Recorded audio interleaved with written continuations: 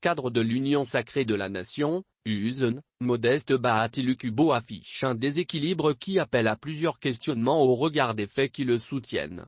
Il n'y a pas de fumée sans feu, dit une sagesse aussi âgée que l'humanité. Les jours qui passent seront peut-être riches en révélations mais en attendant, des analystes s'accordent sur les derniers coups contre Bahati.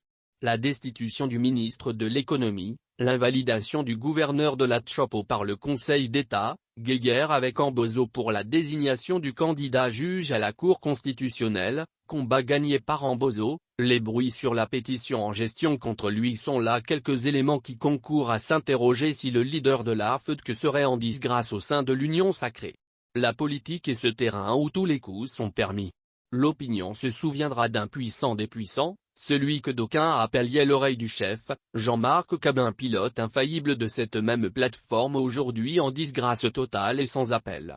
Bahati Lukubo est appelé à voir au-delà de la limite pour ne pas être surpris par la nouvelle couleur du caméléon, fait noter un spécialiste des questions politiques. La mort en politique n'a pas de date, insiste l'interlocuteur d'Actu7.cd.